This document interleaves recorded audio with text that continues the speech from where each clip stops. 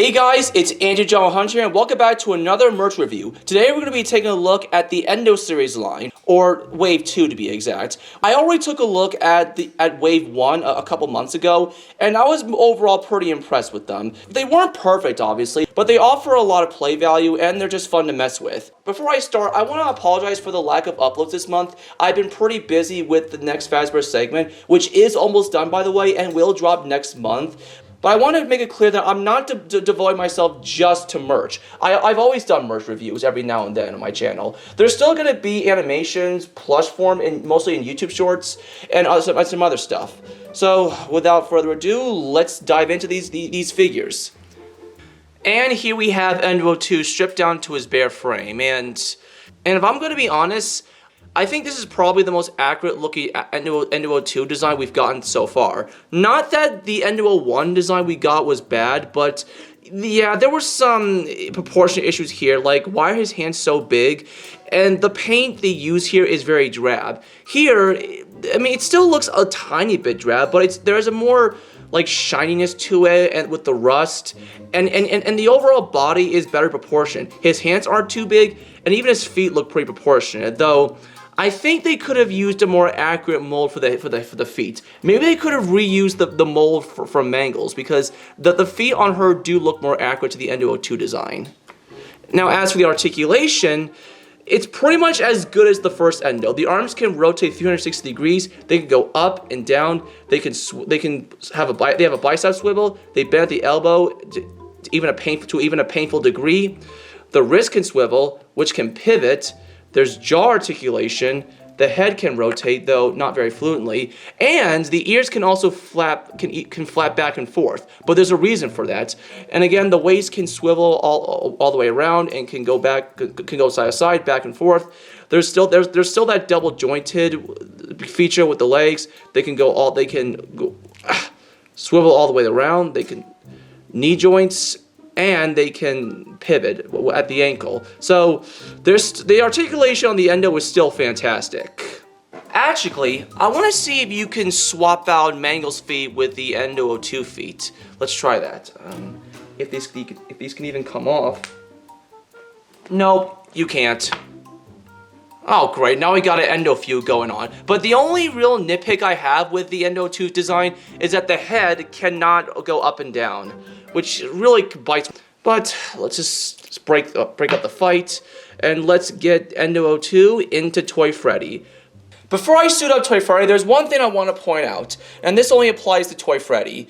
Toy Freddy comes with two sets of eyes, one for Endo 2 and one for his brown eyelids. Aside from the eyes, there is one other change that applies to Wave 2. Since Endo 2 has the ears, you can put the two halves together because then it gets in the way. That's where this empty compartment comes into play. You just fold the ears in, and then you can put the two halves together. It's the same as before, basically. If it'll let me. There we go. And here we have Toy Freddy all suited up. As for the overall look of the figure, it looks pretty good. I mean, Toy Freddy's proportions aren't consistent with the Endo 2 design, yet somehow Jazbear has managed to pull his proportions off pretty well. It's not perfect, obviously. His legs are definitely a little bit longer than what they usually are, and his hands do look bigger than they should have. But other than that, he still looks pretty good proportionally. There are some not so great things about him, like his makeup right here is squared for some reason at the top, which is strange because the World Up figure had makeup, but it wasn't squared off at the top. And also within his mask. The problem with the mask is not how it looks. In fact, it looks really good, but how it's secured to the Endo head is my problem. As you can see, it rattles around pretty easily, and as a matter of fact, it's already caused some scuffing on the eyeball. If this would focus, yeah, there's already some paint chips around the eyeballs. That really bites. As for articulation, unfortunately, like with the previous wave, the endoskeletons have great ranges of articulation, but once the suit is on, not so much. In fact, the knees, there's really not much range of movement in the knees or the ankles. I mean, they can only pivot a little bit, but the most range they get is swiveling around. And flashing me, apparently. One thing I forgot to bring up is that the toy animatronics look really cursed with Endo 2 jaws inside of them. I could see why Scott didn't add them with his models. One thing I appreciate about Toy Freddy's Endo Series figure is the fact that his arms are able to go down as far as I think they would realistically go down, which is more than I could say for the Endo Series Chica version, because as you could see, this is as far as they can go down. That's mainly thanks to this slot that the arms can go down and rest on. And much like with Toy Chica's bib, there's also a groove for his jaw to go down. Though you can't rotate his head that well when his jaw is open, because then it just closes on itself. For a quick comparison, here is Endo Series Toy Freddy next to Endo Series Toy Freddy, and aside from the obvious height differences, the color palette on Endo Series Toy Freddy is a little bit darker and in contrast when compared to this Toy Freddy. I kind of prefer this color scheme more, but that's not to say the original color scheme looks bad either, because it was still fairly accurate. In terms of what I prefer, I may prefer the World of Toy Freddy. But in general, Endo Series Toy Freddy is pretty good. I just wish I could say the same for Toy Bonnie. How bad can he be, you may ask? I think the face speaks for itself. I don't even know where to begin.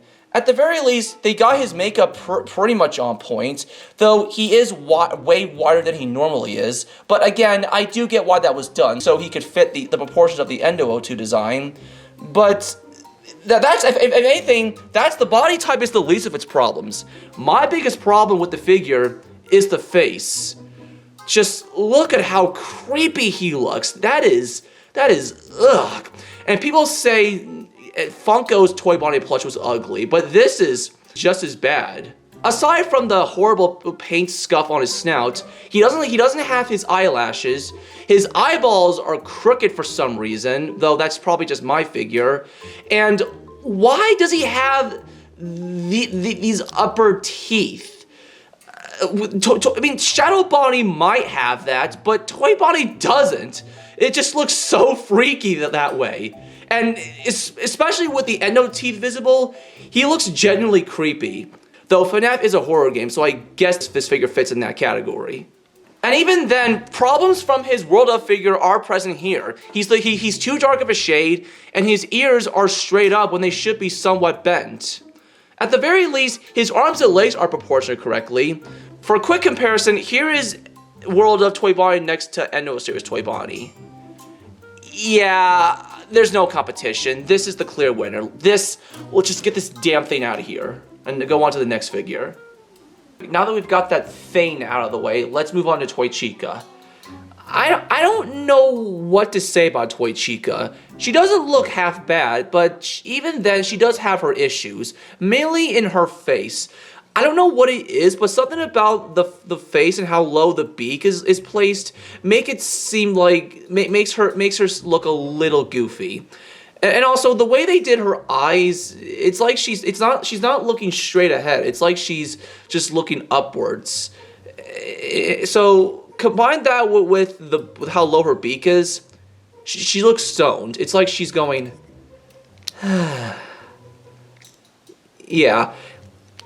But other than that, proportionally she looks pretty good, and she's not too wide like Toy Bonnie, and her side profile looks pretty good. As for articulation, it's the same as before. The arms can rotate up and down. She can move at the elbow, wrist, waist, which is something you couldn't do on the World Up figure, and the legs have some posability in them too. And that's really about it.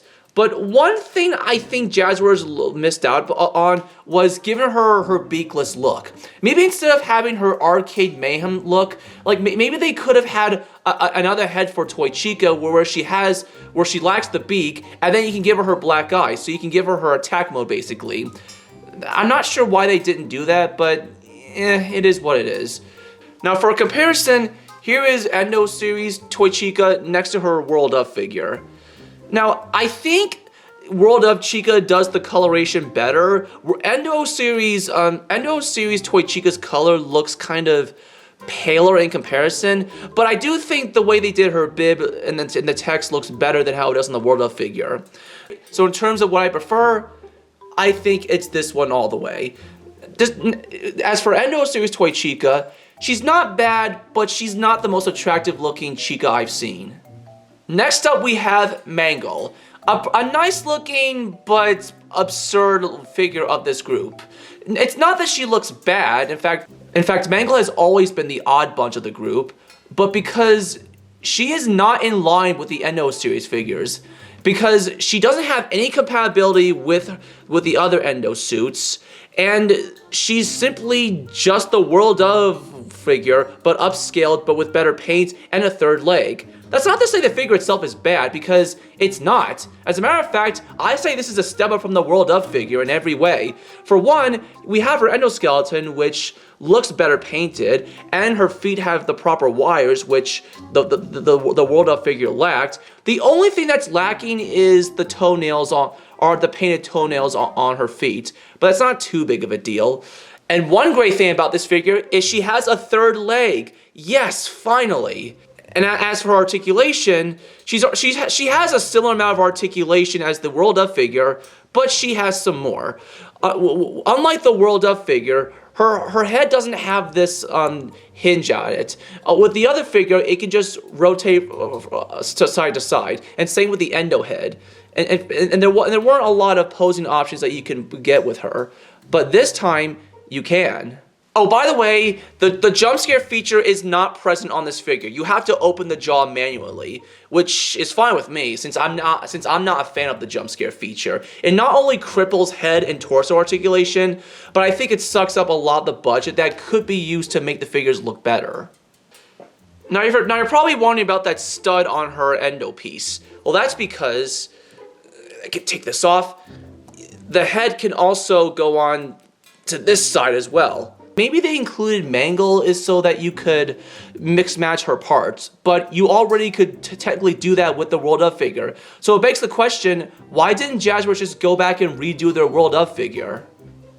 Now for comparison, here is World of Mangle next to Endo Series Mangle. Now obviously they look the same, except one is a little bigger than the other, and this one has better paint altogether. And of course this one just has the fused in leg, which I'm not sure why they did that. So in terms of which one I prefer, even though Endo Series Mangle does not fit with the other figures, she's still in general a better looking figure. And I definitely prefer this over the World of one. Now that we've discussed the main suits, let's talk about their alternatives, the Arcade Mayhem ones, starting with VR Toy Freddy.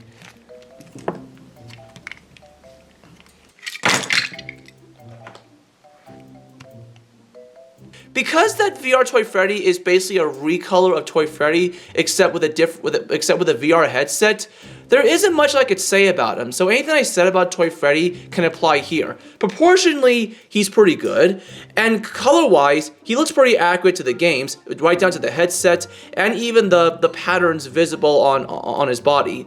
But because of how translucent he is, it makes all those details kind of hard to notice. Another interesting but odd thing about this VR Toy Freddy figure is that his headset is removable.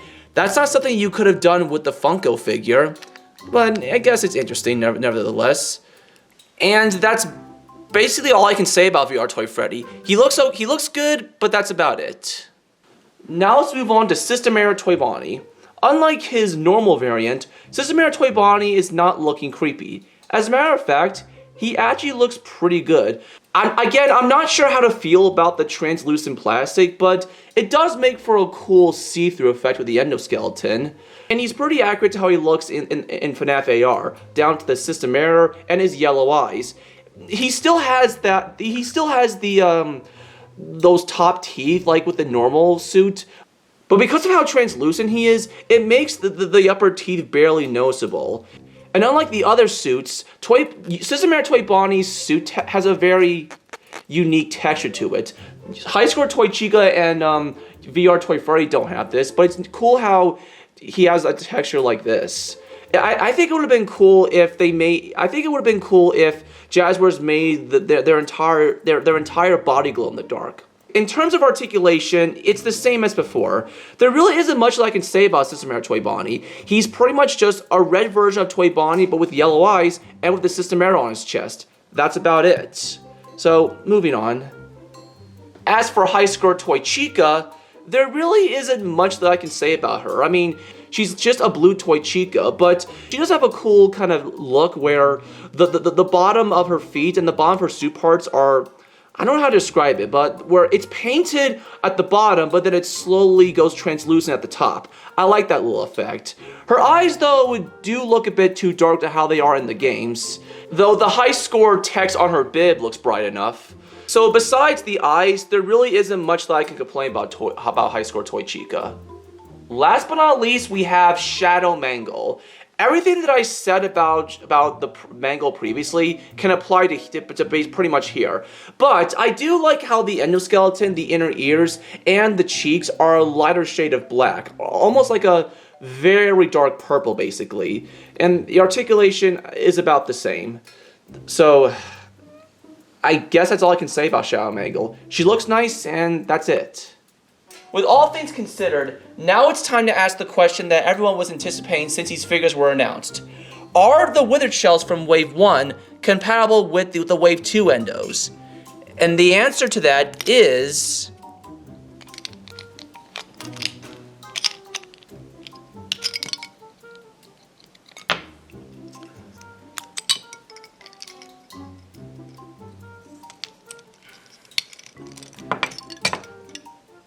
no. There is close to no compatibility with the Wave 1 and Wave 2 Endos. I gotta say, that is a huge stinker. Many people like me were anticipating to put the Withered Shells on the Wave 2 Endos. That way we have more accuracy, and we could have the Withereds and the Classics displayed beside each other without having to put the spare shells in a Ziploc bag. You had one job, Jazzwares, and you blew it. Oh, and if you're wondering about compatibility with the Wave 2 shells with the Wave 1 Endos, forget it. Okay, I guess they can fit to an extent, but even then it's not a snug fit. And with that, this concludes our review of Endo Series Wave 2. Not as good as the first wave, as some characters suffer from creative liberals and some incohesive choices, like with Mangle. Don't get me wrong, she's a good figure, but she does not fit with the other toys. Oh, and the lack of compatibility with the Wave 1 figures really feel like wasted potential. However, I don't think this was a bad wave either, and I am looking forward to the Endo Series line for the Glam Rocks. This is Andrew John Hunter signing off, and I'll see you all in the next video. Bye-bye.